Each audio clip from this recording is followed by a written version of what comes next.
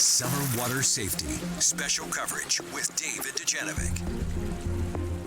I was told earlier this week when this just really scary incident happened on the Jordan River that the kids and the camp counselors had done everything right. So let's walk you through what happened, and then we're going to speak live with the communications director for Salt Lake City Parks and Rec. But let me set the scene for you just a little bit, Dave. I don't know if you heard about this story, but I was in the newsroom when it was happening, and I was just praying that all these kids, everybody involved would be safe. It happened in the South Salt Lake area along the Jordan River. There's a camp event that was organized by Tracy Aviary. Do you know where Tracy Aviary is? It's that awesome aviary at Liberty Park. I loved taking the kids there my own kids there when they were little.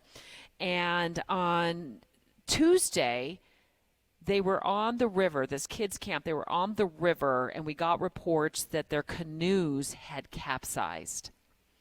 And kids and the adults were just like thrown into the river. This is something I am very, very familiar with, having been to countless Boy Scout camps. In fact, one of the things that we would do is capsize a boat on purpose to teach the boys how to get back in. So I've been in programs where you capsize it on purpose because it is a skill to learn how to right the ship. Let's listen to a report that was filed by our very own Hugo Ricard Bell, who went out there that day when the Tracy Aviary summer camp kids found themselves in the Jordan River. It was a youth group canoe trip gone wrong, but all involved acted the right way to avoid a disaster, according to the South Salt Lake Police Chief, Jack Caruth. There was no physical rescue, so they all made it to the shore. The counselors on scene obviously trained and prepared for situations like this. They were all wearing life jackets and are now all safe. No injuries. One was transported to Primary Children's Hospital at the request of a parent just for safety observation. Police and fire rescue teams say this is a wake-up call for people recreating around the high-running rivers. Josh Reusser joins us right now, Communications Director at Salt Lake City Parks and Rec. Josh, thanks for joining us. It sounds like so often we talk about these stories in tragic terms, but this turned out wonderfully. Hello, thanks for having me. And yeah, we're really happy to hear that there was such a positive outcome with this event. How much of this was the training, knowing what to do? Was it luck? Well, it sounds like the counselors at the Tracy Aviary had done a really good job preparing for this event. The National Drowning and Prevention Alliance has 5 steps that parents and caregivers can take to make sure that people are safe, especially children, in the water. And they covered several of them: supervision, emergency preparation, and life jackets. Well, I immediately texted our reporter, Hugo Ricard Bell, who was out on the scene, knowing that we are paying special attention this summer here at KSL News Radio to keeping Utah families safe around water. We have so much water this year, thanks to Mother Nature raining down on us this winter. And I texted him, and I wish I could get to my text, Josh, with Hugo, but I think I just bluntly said, were the children in life jackets? And he texted me back right away and said, everybody did everything right out here. I was so grateful that I imagined that would be a requirement for a summer camp anywhere we send our kids. Yeah, and especially outdoors, you want everybody in life jackets, whether you're at the lake or floating down a river, adults included. It can be pretty dangerous when you get into swift water or cold water. The cold can especially take a toll. People cramp up in cold water. So life jackets are really critical for any time you're going outside to recreate around water. Do we know what caused it yet? Was it on accident? Were they kind of playing around and got a little rambunctious, it tipped it over, or did the canoes fail? From the reports I've heard, I haven't seen a cause, but canoes are floating in swift water that there's debris, there's trees that are, they're closer to the tree line now with the high water, so there could be any number of factors that would lead a canoe to tip over. Salt Lake City Parks and Rec Communications Director Josh Reusser on the line with us right now, talking about this accident involving a kids camp from Tracy Aviary. They set out for a day on the Jordan River, and their canoes ended up capsizing. Children getting spilled, and adults as well being spilled into the water. Everybody in life jackets. And everybody was safe at the end of the day, thankfully. But, Josh, I'm wondering, is Tracy Aviary and other camps kind of rethinking whether they're going to be putting kids on water anytime soon, as we've had just so much of it, and some of it's running faster and it's deeper in a lot of spots than usual? It might be something that they look at.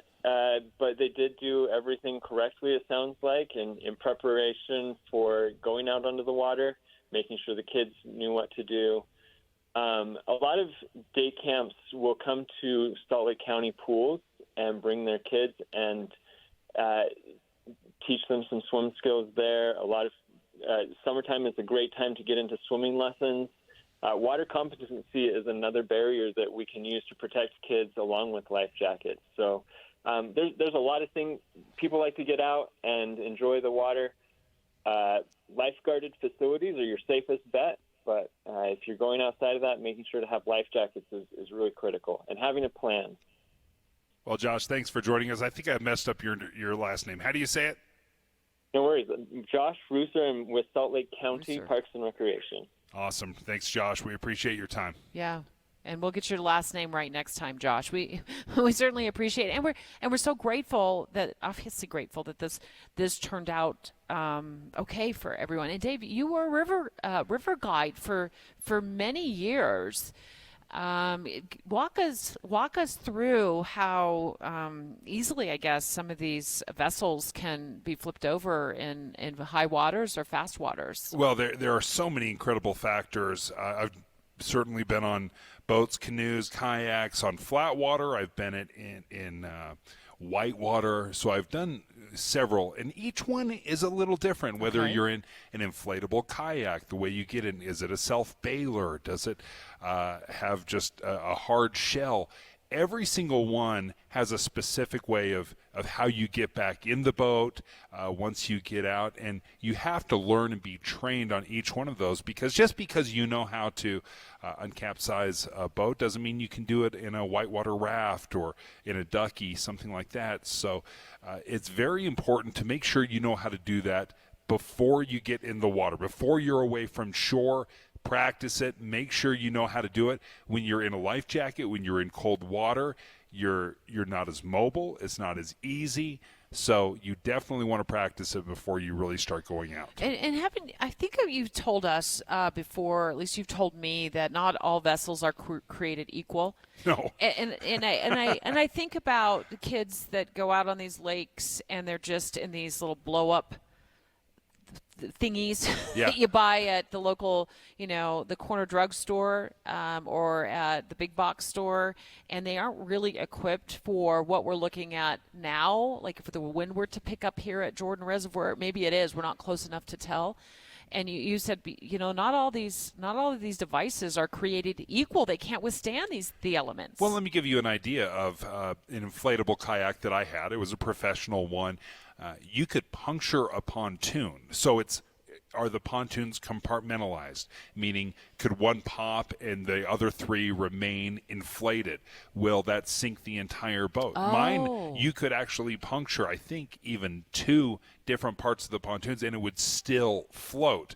But if you're buying it at a big box store and it's not a professional grade, then that bad boy might absolutely sink. I hadn't even thought about looking for something that is compartmentalized, so if one section of it pops accidentally, you aren't left holding the bag, so to speak, in the middle of nowhere. And if you're wondering whether or not it is compartmentalized, it's very easy. If you can blow up the entire device in one air hole, then it's not compartmentalized. That's my paddleboard. Yeah. One air hole. One air hole. And I don't even know if they make them so they're compartmentalized. But guess what I'm going to do after the show? I'm going to start looking around. Of course, I always wear my life jacket.